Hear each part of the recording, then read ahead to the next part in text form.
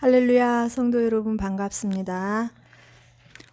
오늘 이 시간 우리에게 허락하신 하나님의 말씀은 구약 성경 예레미야 7장 29절에서 34절입니다. 예레미야 7장 29절에서 34절입니다. 함께 합독하시겠습니다. 너의 머리털을 베어버리고 벗은 산 위에서 통곡할지어다. 여호와께서 그 노하신 바 이 세대를 끊어 버리셨습니다. 여호와께서 말씀하시되 유다 자손이 나의 눈앞에 악을 행하여 내 이름으로 일컬음을 받는 집에 그들의 가증한 것을 두어 집을 더럽혔으며 흰놈의 아들 골짜기에 도벳 사당을 건축하고 그들의 자녀들을 불에 살랐나니 내가 명령하지 아니하였고 내 마음에 생각하지도 아니한 일이니라. 그러므로 여호와께서 말씀하시니라. 날이 이르면 이곳을 도벳이라 하거나 흰놈의 아들의 골짜기라 말하지 아니하고 죽음의 골짜기라 말하리니 이는 도벳에 자리가 없을 만큼 매장했기 때문이니라. 이 백성의 시체가 공중의 새와 땅의 짐승의 밥이 될 것이나 그것을 쫓을 자가 없을 것이라. 그때에 내가 유다 성읍들과 예루살렘 거리에 기뻐하는 소리, 즐거워하는 소리, 신랑의 소리, 신부의 소리가 끊어지게 하리니 땅이 항폐하리라. 아멘.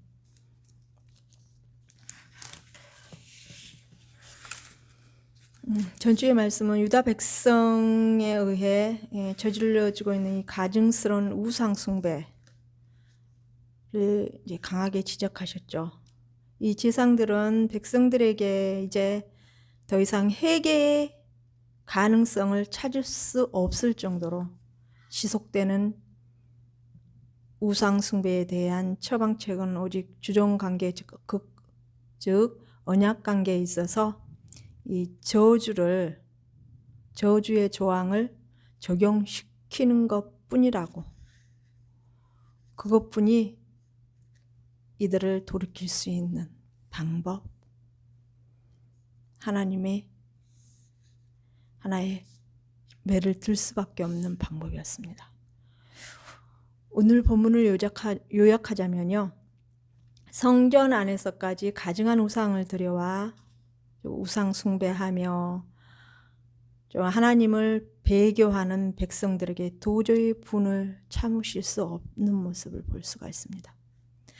거기다 한술 더 떠서 자녀들을 흰놈의 골짜기에서 불태워서 그 피를 우상에게 바치는 죄에 대해 하나님께서는 간과하실 수가 없으셨음을 볼 수가 있습니다. 첫째로 29절에서 이제 34절까지 말씀을 살펴볼 건데요. 첫째로 성전 안에서의 우상 숭배. 이러한 일에 대해서 29절의 말씀을 너희들이 털을 베고 완전히 머리를 깎아버리고 산 위에서 통곡하라고 이렇게 말씀하십니다. 이 민족에게 있어서 머리털을 베어버리는 것은 슬픔을 상징하는 것으로서 미가 선지자는 유다에게 임할 심판에 대해서 미가서 1장 16절에 이렇게 기록해 두셨습니다. 너는 내 기뻐하는 자식으로 인하여 내 머리털을 깎아 대머리 같게 할지어다. 이렇게 미가 선지자는 선포하고 다녔습니다. 한편 머리털에 해당하는 이 언어 네제르는 화관, 왕관, 면류관이라는 뜻도 있는데요. 이는 머리카락이 면류관으로 여겨졌음을 짐작할 수가 있습니다. 그리고 이를 나시린의 이제 머리카락에 비교해서 살펴보면 이 나시린은 여호와께 헌신하는 자로 하나님께서 선정한 자입니다. 이 표로서 나타냈는데 이 머리카락을 자르지 않으며 또한 이들이 머리털을 베어버리는 것은 헌신을 아예 포기했음을 가리키는 것입니다.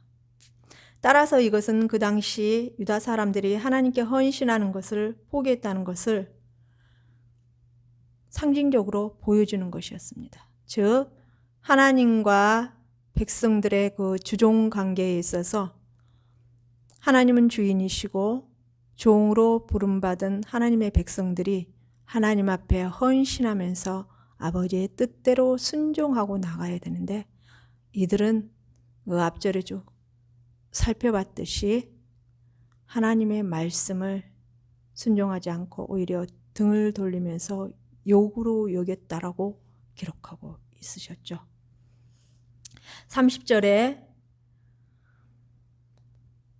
내 이름으로 일컬음을 받는 집에 그들의 가증한 것을 두어 하나님의 집, 즉 성전을 더럽혔다고 기록해 두셨습니다.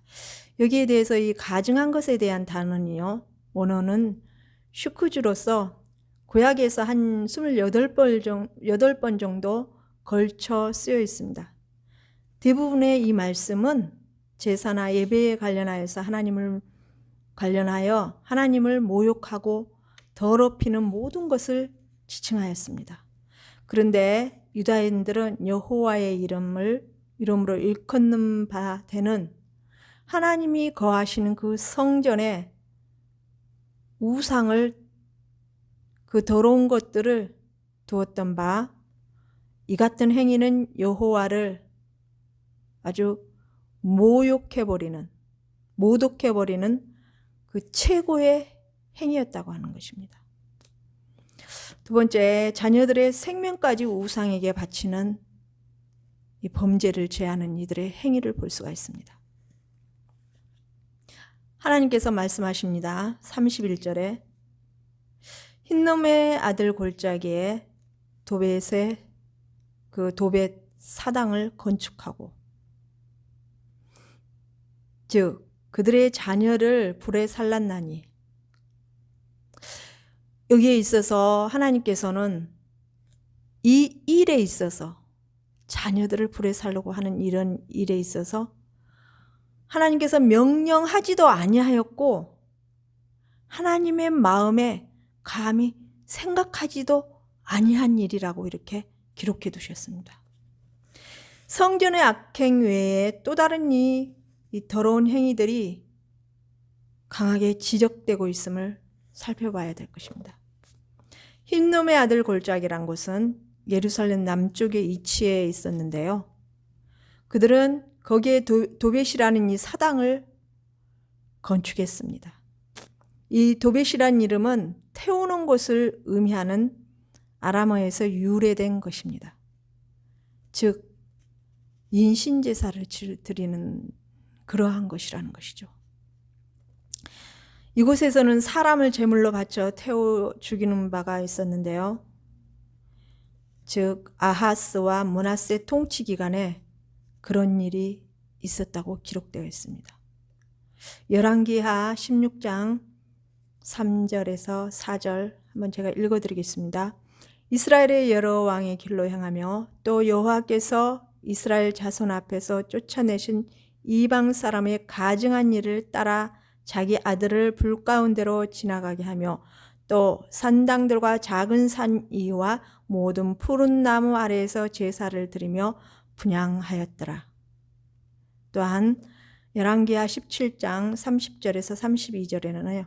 각 우상들을 위해서 만든 산당들이 기록되어 있습니다.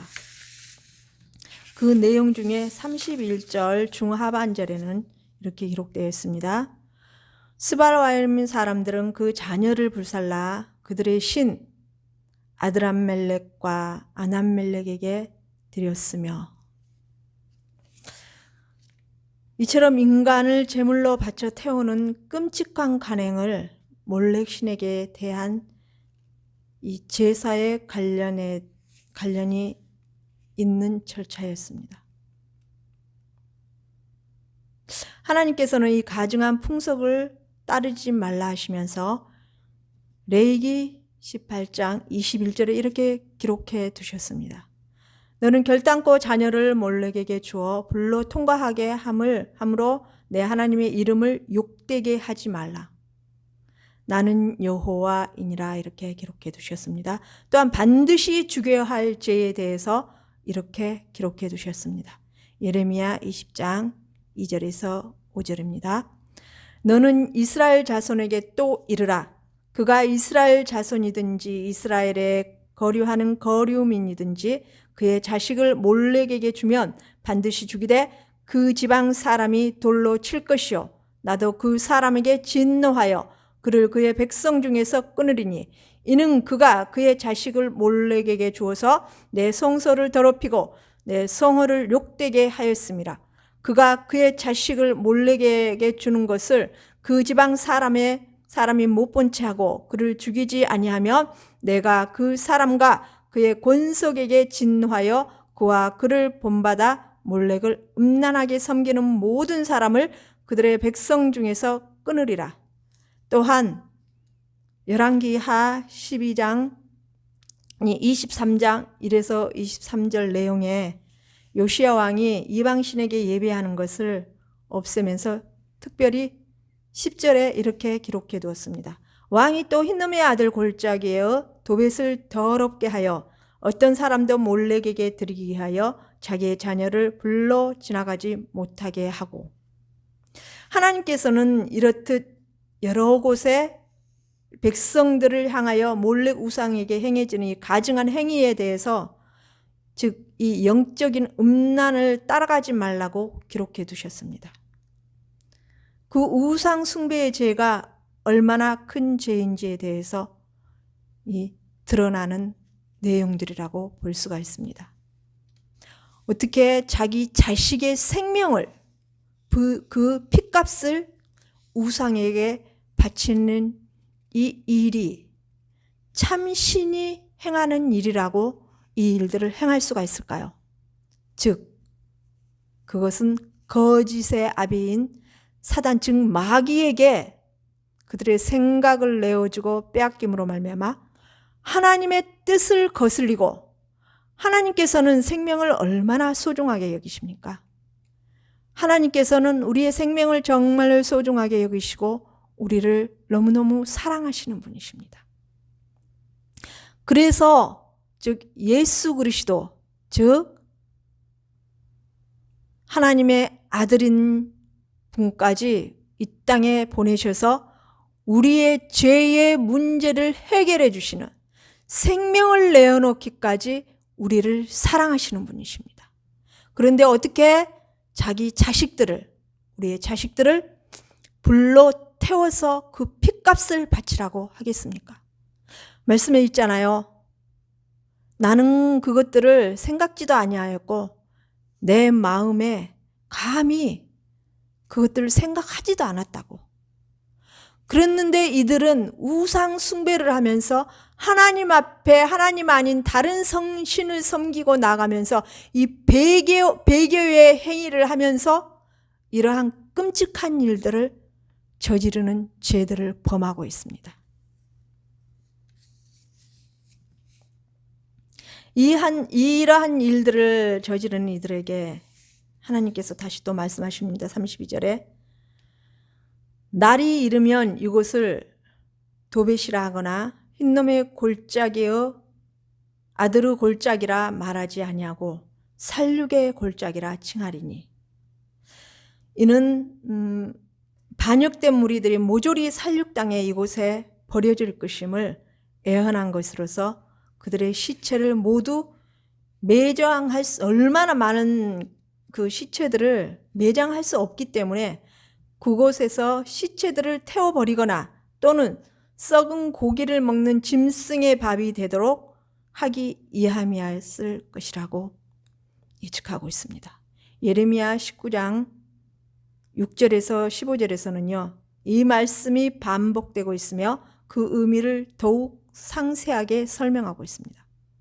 한번 읽어보시기 바랍니다. 한편 애언적인 상징으로서 이사야서의 여러 군데에 이 흰놈의 골짜기에서 몰렉 신에게 자식의 생명을 그 핏값을 우상에게 바치는 것들이 이렇게 기록되어 있습니다. 이 내용이 33절에 기록되어 있습니다. 이 백성이 시체가 공중의 새와 땅의 짐승의 밥이 될 것이나 그것을 쫓을 자가 없을 것이라 하십니다. 이스라엘인들에게 있어서 사후에 자신의 시체를 매장해 주는 자가 없다는 것은 큰 저주로 여겨졌습니다. 예루살렘의 멸망을 고통스럽게 해고하는 시편 중에는 이런 노래가 있습니다. 시편 79편 3절입니다. 그들의 피를 예루살렘 사면에 물같이 흐렸으며 그들을 매장하는 자가 없었나이다. 그리고 신명기 21장 23절에는요. 죄인의 시체라도 매장하도록 명하신 내용이 기록되어 있습니다. 그 시체를 나무 위에 밤새도록 두지 말고 그날에 장사하여 내 하나님 여호와께 내게 기업으로 주시는 땅을 더럽히지 말라. 나무 위에 달린 자는 하나님께 저주를 받았습니다. 그러나 패역한 유다 백성은 성전 파괴와 함께 매장해 주는 자가 없이 멸망해야 했던 비참한 종국을 맞이하게 된 것입니다. 한편 불순종하여 받는 저주 중에서 신명기 28장 26절에 이렇게 기록해 두셨습니다. 내 시체가 공중의 모든 새와 땅의 짐승들의 밥이 될 것이나 그것들을 쪼아줄 자가 없을 것이며 그 새들을 쫓아줄 자도 없다라는 것입니다. 시체를 먹고 있는 그 새들조차도 쫓아줄 수 없을 것이라는 것입니다. 이 신명기에 예언이 되어 있는 이 기록된 내용이 그대로 성취되었다고 볼 수 있습니다. 여기 34절에 이때에 내가 유다 성읍들과 예루살렘 거리에 기뻐하는 소리, 즐거워하는 소리, 신랑의 소리, 신부의 소리가 끊어지게 하리니 땅이 황폐하리라고 이렇게 기록해 두셨습니다.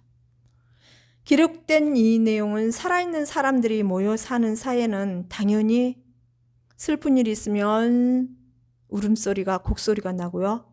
기쁜 일이 있으면 다 같이 축하해 주면서 웃으면서 웃음소리가 아주 웅장하게 나고 또한 노랫소리가 나고 기뻐하는 모습들이 당연히 있습니다. 그런데 사회에서 당연히 존재해야 될 이러한 상황들이 다 없어질 것이라고, 소멸될 것이라고 하십니다. 그 상황이 얼마나 비참할까요? 이제 예루살렘에는 즐거움이란 것이 존재하지 못하게 될 것이라고 합니다. 결혼도 끊어질 것이고 땅도 완전히 황폐해 버릴 것이라는 것입니다. 엄청난 죄악이 엄청난 형벌을 불러오게 되는 것입니다. 우리는 결론적으로 하나님께서는 죄를 얼마나 싫어하시는지 우리가 분명히 깨달아 알아야 될 것입니다. 그 죄 중에서도 10계명의 제1계명인 나 외에 다른 신을 섬기지 말라는 그 우상숭배, 즉 그 배교 행위에 대해서 하나님께서는 얼마나 싫어하시는지 우리는 분명히 알아야 될 것입니다. 우리가 신앙생활하면서요, 하나님 외에 또 다른 것을 그 마음에 두고 생각하고 섬기고 그것이 곧 자신은 섬기는 것이 아니라고 하지만 말은 나는 하나님을 최고로 섬기고 믿어 라고 하지만 정말로 그 마음의 중심에 두고 있는 것이 하나님을 뒷전에 두고 또 다른 것을 내 마음에 모시고 있는 것이 그것이 물질입니까? 아니면 자녀입니까? 여러 가지들이 있을 것입니다.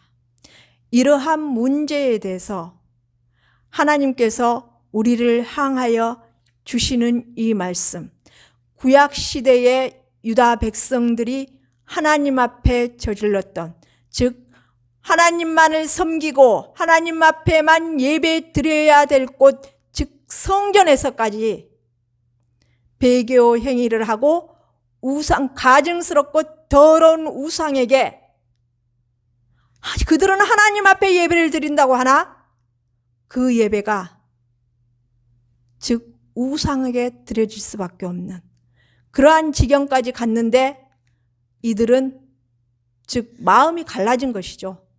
하나님을 섬긴다고 하면서도 우상을 같이 섬기는. 그러나 우리는 분명하게 깨닫고 알아야 될 것입니다.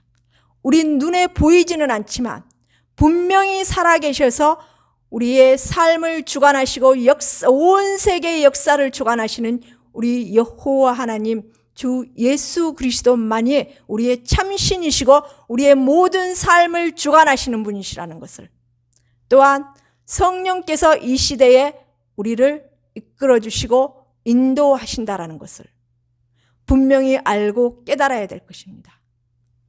그분이 최우선으로 우리 마음 중심에 자정하셔서 다스릴 수 있도록 나 자신을 다스리고 우리의 가정을 다스리고 우리의 성전, 우리의 교회를 다스리며 또한 내 심령 안에 중심 안을 온전히 심령 성전을 이루어서 하나님께 나아갈 수 있는, 하나님만 바라보고 나아갈 수 있는 참 믿음의 소유자가 될 수밖에 없는 그러한 참 믿음의 진실한 믿음을 하나님 앞에 중심을 드릴 수 있는 그러한 신앙인이 모두 되기를 저희 성도 교회 여러분과 제 자신이 되기를 간절히 소망하며 기도합니다.